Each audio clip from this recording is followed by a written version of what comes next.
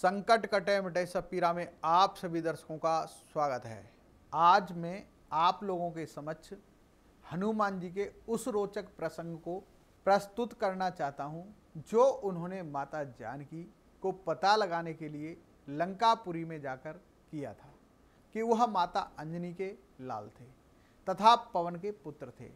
ऐसी स्थिति में जब रामदूत के रूप में हनुमान जी लंका में अपनी महती भूमिका का निर्वहन करने के लिए पहुंचे तो उस समय ऐसा संयोग आया, विभीषण जी की मंत्रणा से हनुमान जी की पूंछ में आग लगा दी और वे लंका को पूरी तरह से जला दिया।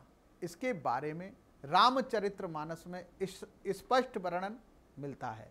उलटी पलटी कपि लंका जारी, कूद परा पुनि सिंधु मझारी। इस दौरान हनुमान जी ने जो पराक्रम दिखलाया उस आग को और अधिक प्रज्वलित करने में बहे पवन 49 का जिक्र एक दोहे में आया है। हरि प्रेरित तहि अवसर, चले मारुत 49, 28 करि गरजा, कपि बढ़ि लाग आकाश। वास्तव में इस दोहे को पढ़ने के बाद में लोगों के दिल में यह स्वाभाविक रूप से उठता है कि 49 पवन क्यों कहा गया है। क्या यूं ही गोस्वामी जी तुलसीदास जी ने अपने मन से 49 पवन का जिक्र कर दिया है अथवा इसके पीछे कोई पौराणिक या वैदिक प्रमाण भी है। पुराणों का अवलोकन करने पर यह ज्ञात होता है कि ब्रह्मा के पुत्र ऋषि कश्यप की 14 पत्नियों में से 2 पत्नियां सबसे महत्वपूर्ण मानी गई हैं। पहली है देव माता अदिति और दूसरी है दैत्यों की माता दिति।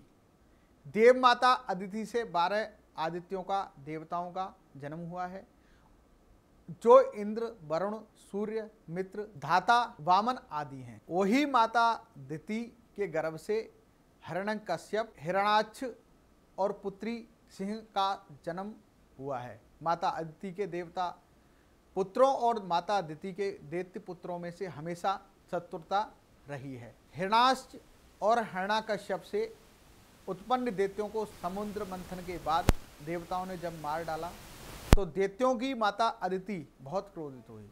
वह अपने पति ऋषि कश्यप के पास गई और उन्होंने एक ऐसे पुत्र की कामना की जो दैत्यों का वध करने वाले इंद्र का ही वध कर सके। ऋषि कश्यप ने दिति को इस तपस्या के लिए अनुमति देते हुए कहा कि सफल रहोगी तो निश्चय ही तुम्हें ऐसे पुत्र की प्राप्ति होगी जो तीनों लोगों का शासक बनेगा। दैत्य माता दिति ने तपस्या शुरू कर दी और वह गर्भवती भी हो गई। इंद्र को जैसे ही यह पता चला कि वह माता दिति के पास पहुँचे और उन्होंने माता दिति से ये प्रार्थना की कि वह उन्हें अपनी सेवा का अवसर दें। माता दिति की लगातार सेवा करने से इंद्र और माता दिति के बीच की शत्रुता समाप्त हो गई और माता दिति ने उन्हें अपने पुत्र की तरह मानने लगी।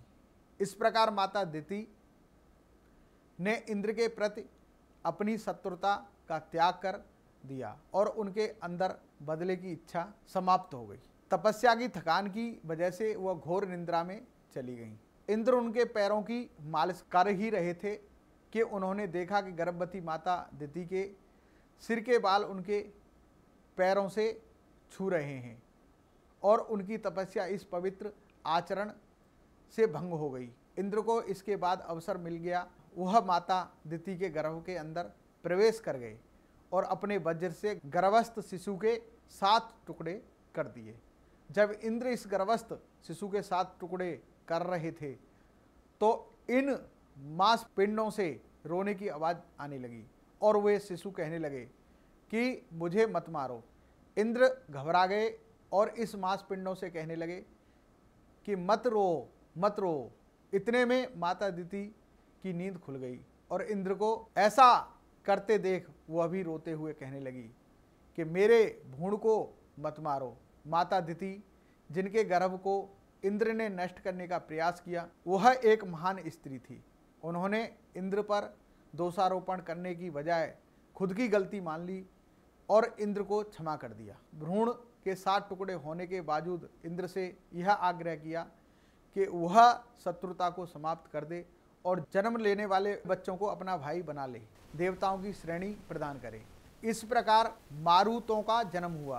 प्रत्येक मारुत के साथ 7 गणों की सेना बनाई गई और ये मिलकर 49 मारुत गण बन गए। बालाजी महाराज आप सबका भला करें, कल्याण करें, आपके जीवन में आनंद हो।